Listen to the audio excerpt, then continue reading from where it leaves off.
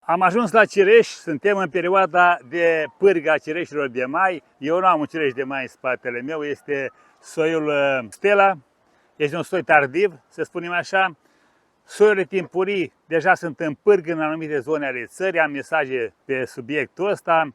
Lumea mă întreabă dacă pot să folosească acum în amestec switch cu un insecticid pentru tratament împotriva muștelor, musca cireșului și ca să nu facă viermi cireșele.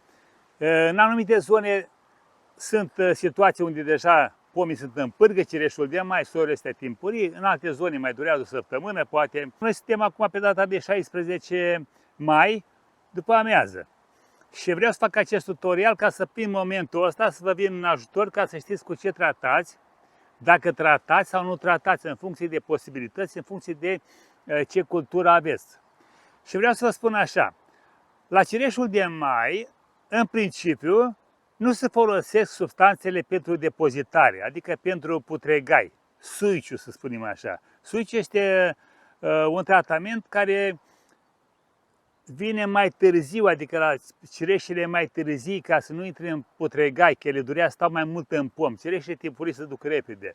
Deci dacă vreți să le țineți mai mult sau să le duceți la piață, așa, da, folosiți și suiciu, dar dacă nu și aveți un pom în curte sau pentru consum propriu o livadă, nu e nevoie să mai folosiți suici. Îl puteți folosi după recoltare, ca să avem pomul protejat. Dar ca și tratamente, trebuie să vă spun că putem folosi tratamente sigure, două tratamente, putem folosi un singur tratament, dar putem folosi și o variantă bio, acolo unde avem, de exemplu, un pom 2 pentru o familie, pentru copii, nepoți sau pentru consumul nostru, dacă avem probleme de sănătate și așa mai departe. Sau preventiv, să spunem așa. Dacă avem probleme mari, să spunem așa, și încă n-a intrat în pârgă, facem un tratament cu mospilan. Mospilanul are o perioadă de repaus de 14 zile. Deci până la recoltare durează 14 zile. Ne gândim dacă avem sau nu avem acest spațiu la dispoziție, ca să-l aplicăm sau nu. Dacă nu-l avem, renunțăm la el și mergem exact în perioada de pârgă. Adică ce înseamnă pârgă? Când fructele deja au început să se îngălbenească, fac o culoare galbenă, puțin tentă roșie. La noi sunt mici verzi, încă n-au apucat să ajungă la pârgă, mai durează o lună de zile acest soi. Deci pârgă înseamnă așa galben, tentă galbenă, chiar și puține pete roșii colo-colo. Aia înseamnă pârgă. Aici venim cu un tratament aprobat în zona bio, deci un tratament biologic, se numește laser. Se folosește 0,05% sau mai bine zis 5 ml la 10 litri de apă. Dacă totuși nu vreți să folosiți nici acest insecticid și vreți să păstrați pomul mai în zona de bio, atunci vă recomand să folosiți cartoanele lipicioase galbene. Aceste cartoane le găsiți și online și la magazinele care vând produse fitosanitare. Aceste cartoane galbene lipicioase le amplasați undeva la nivelul meu, așa, nivelul ochilor, nivelul capului, să spunem așa, în zona asta, pe partea sudică cele mai multe și câteva pe răsărit și câteva pe apus. Deci la un pom de talie mare, cum este ăsta, să spunem așa, pomul ăsta are undeva la 6 metri în diametru. Noi l-am coborât ca să putem să-l recoltăm, să-l întreținem mai ușor. La raza asta de 6 metri ne trebuie undeva la 6 până la 8 cartoane galbene.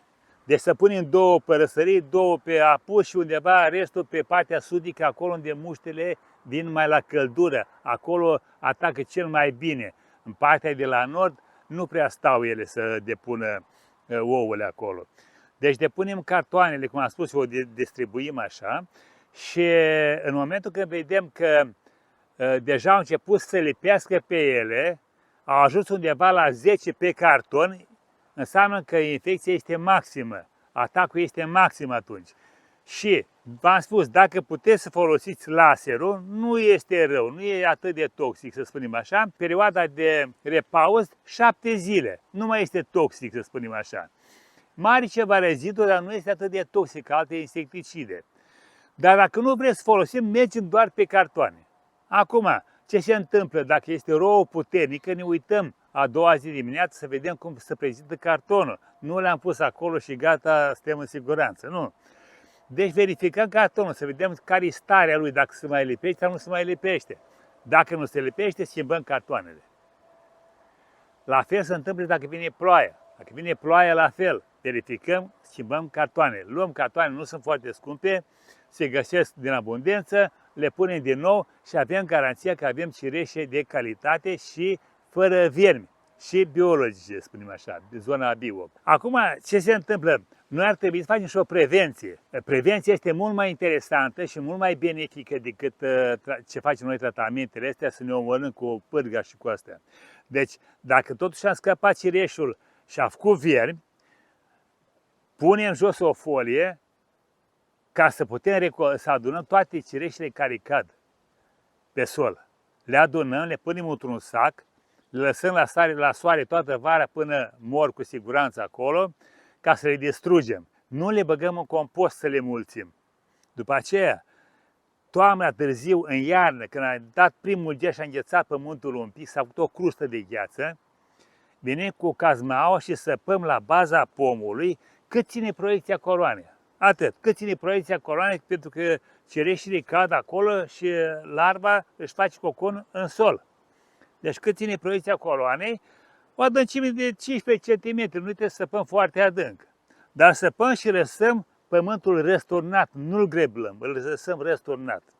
Asta înseamnă că dacă am avut larve acolo, am distrus o mare parte din ele cu ajutorul gerului. După aceea, în primăvară, în aprilie, când musca iese și începe să facă împerecherile, punem mulci pe toată suprafața, cum am spus mai înainte, pe toată proiecția coroanei pe sol, punem mulci ca să nu poată să iasă musca din pământ, ca să umble să-și facă ea împerecherea și să lase ouăle pentru a-și face treaba de înmulțire. Astea sunt soluții ca de prevenție. După aceea, când ajungem la pârgă, facem, cum am spus acolo, ca să fim siguri că ieșim până la capăt cu recolta. Anul ăsta sunt cireșe multe, am înțeles de la dumneavoastră, și la noi sunt cireșe, nu chiar multe, pe zona unde a pătut ultima brumă, acum pe partea superioară a pomilor și unde a fost și secetă de anul trecut, se simte imediat deasupra acolo, sunt mai puține cireșe, frunzele sunt mai galbene. Seceta de anul trecut se manifestă anul acesta. I-am mai spus și cu alte ocazii, seceta și apa multă la cireș distruge cireșul. Și chiar dacă nu moare, dar îl afectează și se manifestă în timp. Ăsta a fost tutorialul, am venit special pentru acest avertisment. Știam că este zona de pârgă, mai ales în zona Banatului, acolo, sunteți mult mai timpurii și ca să prindem și noi, că tot am învățat că să tăiem, să întreținem, să facem tot felul de lucrări, să plantăm și așa mai departe, haideți să vedem cum facem să și recoltăm, adică să avem și produse de care să ne folosim. La revedere și succes pe toată linia!